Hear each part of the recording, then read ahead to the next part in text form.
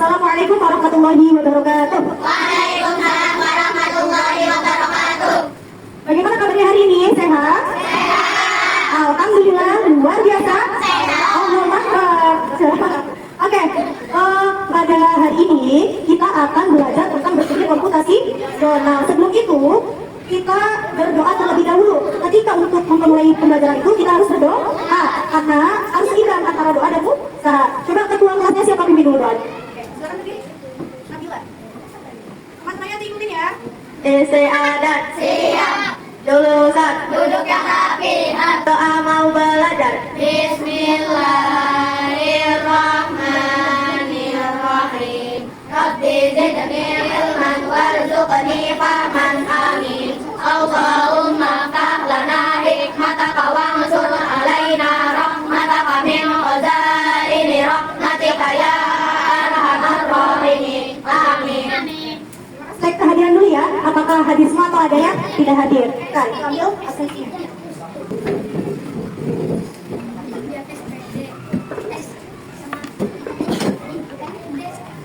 Atas nama Nabila. Oke, hadir ya. Dulu Nazifah. Hikmah Khairun Nisa. Akbar. Azuliro Prasetyo. Oke, berarti hari ini hadir semua. Nah, di sini ada berpikir komputasional itu cara cerdas memecahkan masalah. Seperti apa? Oh, komputer. Nah, kita kan ada otak nih. Kita mestinya bisa berpikir sehingga kita juga harus bisa memecahkan sebuah masalah. Oke, lanjut. Jadi tujuan pembelajaran kita hari ini yaitu untuk meningkatkan kemampuan memecahkan masalah secara sistematis dan logis. Yang kedua, mengasah kemampuan analitis dan kreatif. Yang ketiga, mengembangkan pemikiran terstruktur yang dapat ditetapkan dalam kehidupan sehari-hari. Nah, ini tujuan pembelajaran kita hari ini ya. Nah, sebelum ibu mulai, coba ibu mau tanya dulu, apakah kalian pernah melakukan perjalanan jalan-jalan atau tidak? Pernah, bagus. Kemana coba? Pasti beda-beda ya. Ada yang ke sini, ada yang ke situ. Nah, itu kan tentunya kalian ketika keluar jalan-jalan apakah langsung mau tidur langsung tiba-tiba pergi? Apa tidak? Ada yang disiapkan dulu nggak kira-kira? Tentu harus disiapkan. Nah, jadi meskipun kalian udah disiapkan orang tua ya, ya, tapi tentu berarti aku juga nyiapin kan? Ada usaha untuk bersiap. Berarti sebelum kita berangkat ke tempat hiburan, tentunya kita ada hal-hal yang dipersiapkan dulu. Misalkan, tanggal 30 Agustus aku mau ke Jepang, misalkan. Terus setelah itu, apakah kita punya rencana ke Jepang dengan satu lapan saya ke Jepang? Tidak sampai karena kita butuh perencanaan. Nah, itu yang termasuk dalam nanti kita bahas tentang berpikir komputasional. Jadi kita melakukan perencanaan, kira-kira kapan waktunya, berapa biaya yang dikeluarkannya, terus mau berapa hari di sana, naik apa kesananya dan lain. Berarti kita harus ada proses persiapan. Sudah bisa dipahami? Oke. Sekarang kita istirahat dulu ya, biar kalian bukannya agak semangat kali ini teman. Kalau kita lihat teman, kalau kita berdiri dulu, berdiri. Boleh. Yang kembali. Nanti lihat itu sudah ibu putri biasa. Kalau ibu putri bilang bersatu, berdua, bertiga, berempat, berbar. Oke, bisa dipahami? Coba ibu mau mulai dulu. Bersatu, berdua, ya, bertiga, berempat. Sekarang ibu baca satu kali lagi. Bertiga, berdua, berempat, satu, berempat. Oke, tepuk tangan semuanya. Coba, semangat atau tidak kalian belajarnya? Harus semangat, oke. Bagus ya, anak-anak sekarang sudah semangat. Nah, kali ini mulai ke inti pembelajaran. Tadi kita mau belajar tentang apa kan? Berpikir komputasional. Tadi kita sesi sudah, pembelajaran kita sudah. Nah, sekarang geser saatnya kita membahas materi. Nah, di sini ibu ada PowerPoint yang bisa kalian lihat. Apa yang dimaksud berpikir komputasional itu? Nah, di sana ada berpikir komputasional bukan berarti kita harus menjadi robot atau berpikir menggunakan kode-kode rumit. Jadi tidak selalu harus pakai kode-kode rumit kayak robot ya. Kayak robot itu kan bisa berjalan kan karena sudah ada aturan kode. Misalkan harus kayak lurus, tapi si robot lurus. Kalau kodenya belok, itu belok. Nah, itu kita meskipun berpikir komputasional tidak harus terpaku kode-kode seperti robot. Di sini ada penjelasan bahwa berpikir komputasional adalah metode atau cara berpikir yang memecahkan masalah secara efisien dan logis. Jadi intinya adalah kita memecahkan masalah secara efisien dan logis, ya. Sama mirip dengan suatu ilmuwan komputer yang membuat program. Jadi ini adalah keterampilan dasar yang berguna untuk orang bukan hanya untuk programmer. Jadi berpikir komputasional ini penting untuk kalian atau tidak? Penting atau tidak? nggak ibu tanya? Penting. Jadi berpikir komputasional itu tidak hanya untuk seorang rumah saja, tapi untuk semuanya. Lanjut. Nah, dari berpikir komputasional itu ada berapa? Ada 4 pilar utama dalam berpikir komputasional. Apa saja kira-kira? Dekomposisi, pengenalan pola, abstraksi, dan algoritma. Betul. Coba sebelum ibu lanjut, ada yang tahu tidak apa itu dekomposisi? Apa itu pengenalan pola, abstraksi, dan algoritma? Belum tahu kan? Oke, makanya kita hari ini belajar biar kalian tahu. Silakan lanjut. Nah, sini ada gambar dan ada tulisan. Judul utamanya apa? Dekomposisi. Berarti pilar utama yang tadi kan dekomposisi. Nah, berarti dekomposisi itu apa? Memecah masalah. Jadi proses membagi masalah yang rumit dan besar menjadi komponen yang lebih kecil atau lebih mudah. Tujuannya itu agar mudah dipahami dan bisa diselesaikan satu persatu. Coba lihat gambar ini. Apa kira-kira gambarnya? Keadaan kelas yang berantakan, yang kotor. Nah, si contoh dari dekomposisi adalah membersihkan ruangan kelas yang berantakan. Ini adalah sebuah masalahnya nih. Dekomposisinya masalahnya adalah membersihkan ruangan kelas yang berantakan. Nah, untuk mengurai dekomposisinya itu seperti apa kira-kira untuk membersihkannya? Tentu, ketika kita sudah tahu ini kan sebuah masalah nih, membersihkan ruangan itu. Nah, kita pecah menjadi tugas-tugas kecil seperti merapikan benda apakah bisa kelas yang kotor tiba-tiba bersih sendiri tanpa kita rapikan? Tidak bisa. Oleh karena itu, kita perlu melakukan pemecahan masalah. Kira-kira yang tadi rumit, aduh, rasa kotor banget, kira-kira diapain ya? Kalian pasti kepikiran, oh iya, harus dirapihin, harus disapu, harus dipel, terus justru kembali rapihnya, ya, kembali rapi. Nah, itu tahap-tahapnya itu termasuk adalah dekomposisi. Oke, selanjutnya. Kemudian tadi yang kedua, ada pengenalan pola. Apa yang maksud pengenalan pola? Yang intinya adalah mencari kesamaan. Di sini ada gambar. Yang satu berantakan, yang satu sudah rapi. Kira-kira sama atau beda sih? Beda kan? Nah, tadi kita sudah tahu kelas yang berantakan itu adalah sebuah masalah. Tadi kita sudah tahu dekomposisinya apa lagi? Mulai dari merapikan dan lain-lain. Kemudian kalau pengenalan pola itu kita mencari kesamaan. Apa yang dicari, Bu? Nah, dalam membersihkan ruangan, kita bisa memilih dan melakukan benda atau barang yang sama. Nah, tentunya dalam kelas itu ada kursi, ada meja, ada sampah, ada lain-lainnya kan, ada banyak. Nah, kita kelompokkan. Biar nanti ketika bersih itu gampang. Kayak misalkan, oh kursi, biasa dulu dikumpulin sama kursi, meja dikumpulin sama meja, sampah dikumpulin sama sampah. Nah, itu pola yang samanya itu digabung. Itu namanya pengenalan pola atau mencari kesamaan. Nah, kira-kira di tahap pengenalan pola sudah memahami atau belum? Sudah memahami ya, jadi kalian untuk bertahap menyelesaikan masalah, kalian tadi ketika sudah disusun, kalian mulai dipilih-pilih, diseleksi mana yang sekiranya bisa dikerjakan terlebih dahulu nantinya ya. Lanjut sekarang, setelah pengenalan pola,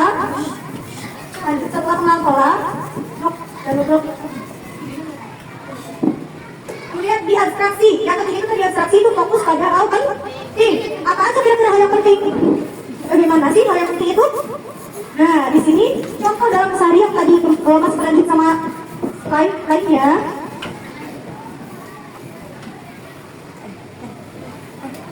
Kan tadi masih lanjut dari dekomposisi pengenalan pola, kemudian yang abstraksi itu fokus pada hal yang penting. Tentunya ketika kita memecahkan masalah ada yang penting dan ada yang tidak penting. Nah, yang pentingnya itu kita ambil, yang tidak pentingnya kita buang atau tidak usah dipikirkan gitu ya. Contohnya, saat membersihkan ruangan kelas, kita dapat memisahkan semua barang-barang yang layak. Kira-kira kursi meja itu masih layak atau tidak? Masih layak, berarti kita simpan untuk nanti kita rapikan. Nah, serta membuang sampah pada tempatnya karena sampah tidak penting untuk keindahan kelas. Jadi kita buang sampahnya karena termasuk penting atau tidak sampah? Tidak, karena kita fokus masalahnya adalah membersihkan ruang kelas yang berantakan. Sehingga sampah yang tadi sudah kalian bereskan itu bisa kalian buang. Contoh misalkan dalam perjalanan, kalian mau menuju ke Perkata Darurat dari sekolah ke sana. Kira-kira naik apa? Motor apa mobil? Misalkan naik motor. Nah, naik motor itu berarti kita perjalanan. Yang tidak pentingnya apa? Misalkan kayak mereknya. Merek motor kan beda-beda.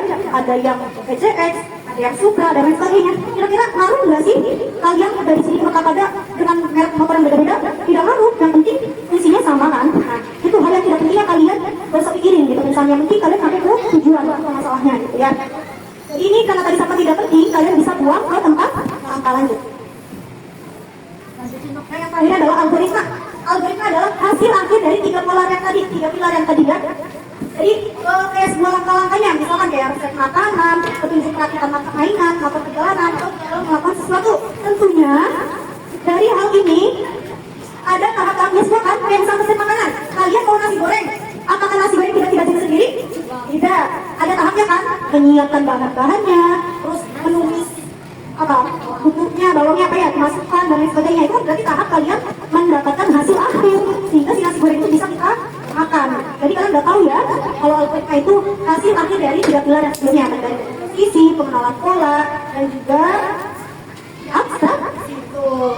Oke, setelah ini ibu mau tanya lagi tentang perjalanan. Jadi itu materi yang disampaikan sudah selesai. Sekarang ibu bagi 3 kelompok. Berarti ini nanti kelompok 1, yang di sana kelompok 2, yang di sini nanti kelompok 3 ya. Ibu bagi LKPB-nya. Nanti siapkan gunting dan lem sama pensil alat tulisnya.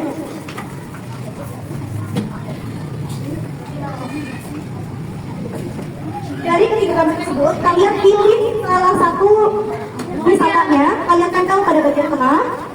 Kemudian kalian rencanakan dalam satu kelompok diskusi, kira-kira enaknya kapan ya pergi ke tempat ini, terus berapa ya habisnya, apakah harus sampai 5 juta? Kalau habis berapa juta, kalian tulis anggarannya. Kira-kira dan apa saja yang diperlukan ya?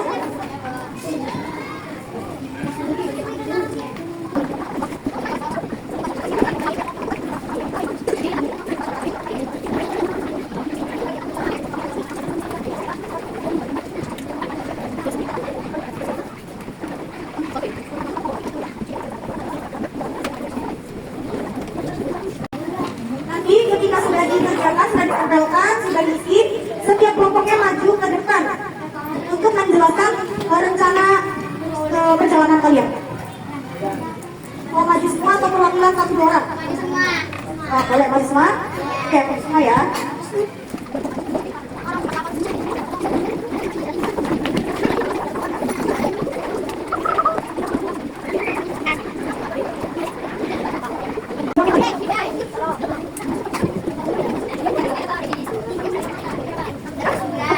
Kelompok 1 yang siap, silahkan kelompoknya boleh maju ke depan semua. Bapak satu ke depan.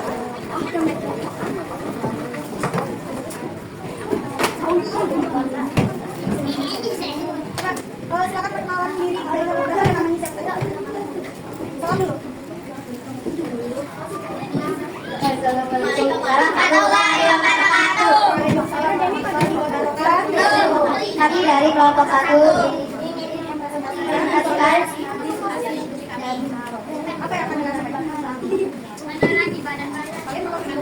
Selamat pergi ke pantai.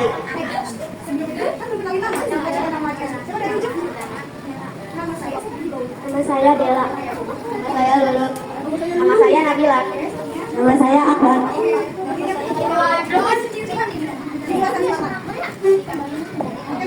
Jadi kami ingin ke pantai. Dua, 1 juta. Bawa serta 1 juta rupiah. 15 Desember. Transportasi di sana menggunakan mobil. Perlengkapan yang kami bawa ada baju renang, baju ganti, alas duduk, makanan dan minuman, handphone atau kamera, uang, dan sunscreen biar nggak gosong. Kegiatan yang akan kita lakukan di sana adalah berenang, foto-foto, makan bareng, dan bermain pasir.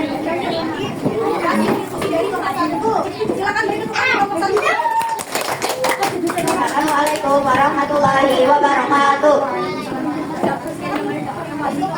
Ya, kelompok berikutnya yang sudah selesai, kelompok 2 sudah selesai. Silakan maju ke depan.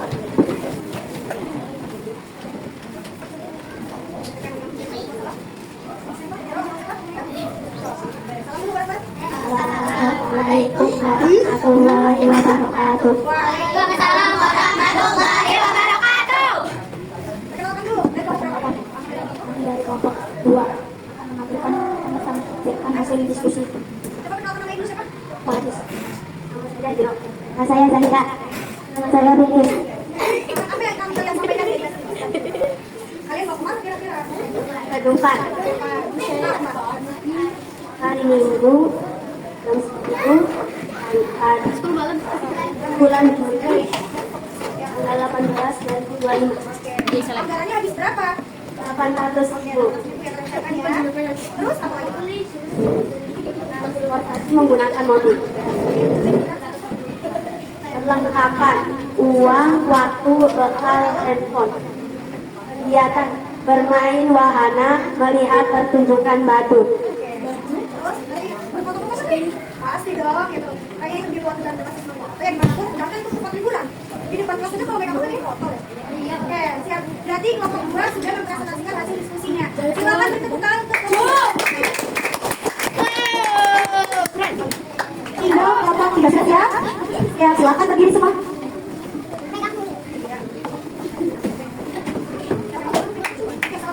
Assalamualaikum warahmatullahi wabarakatuh. Waalaikumsalam warahmatullahi wabarakatuh. Kami dari kelompok 3 akan mempresentasikan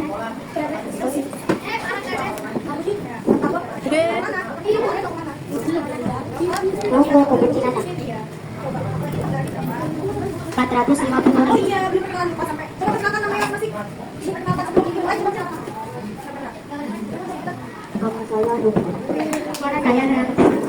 Saya Nanai.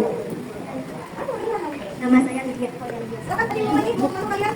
Mau ke kebun binatang. Binatang. Anggarannya habis berapa itu? 450.000. Itu untuk perkiraan sekitar 40. Kemudian kapan kalian mau pergi ke tempat tersebut? 26 Agustus 2025 jam 10. Oke, siap. Terus kalian naik transportasi apa ke sana? Mobil. Apa saja perlengkapan yang kalian siapkan itu? Uang, snack, minum, obat. Terus kegiatan apa sih yang bakal kalian lakukan di tempat kebun binatang tersebut? Mengasih makan hewan dan foto-foto. Nah, jadi itu juga termasuk ke dalam komposisi yang dicatatkan masalah kalian. Oke, temukan untuk kelompok 3.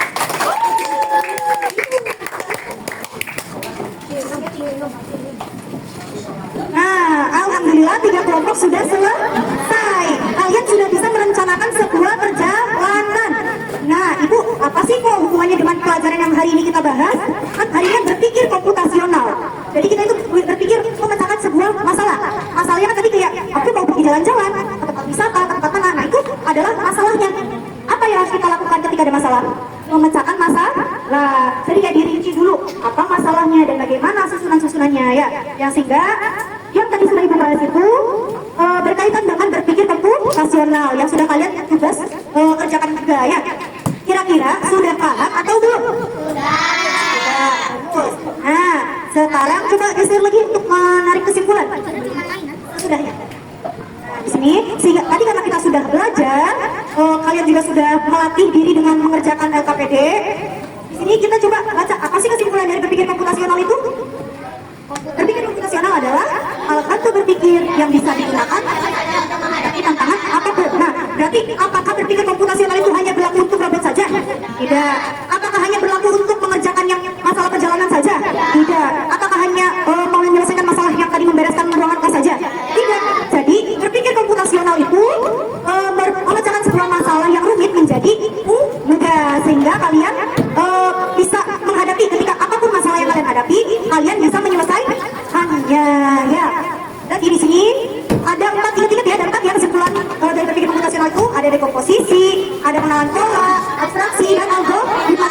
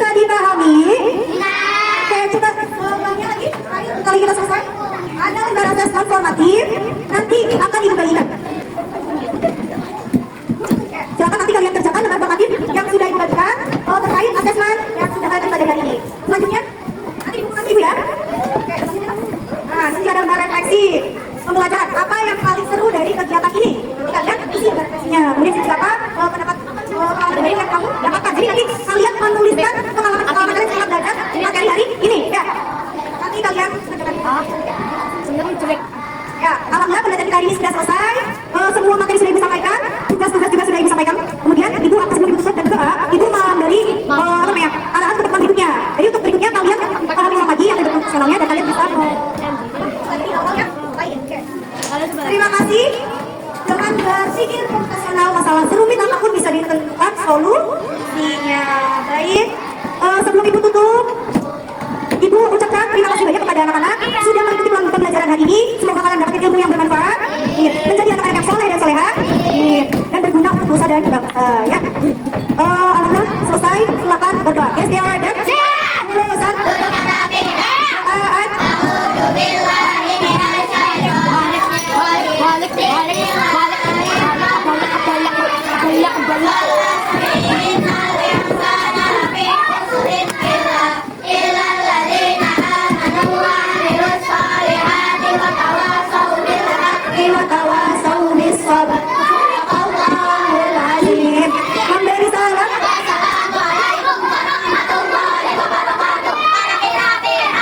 Silakan bereskan lagi, alat tulisnya dimasukkan ke dalam tas masing-masing.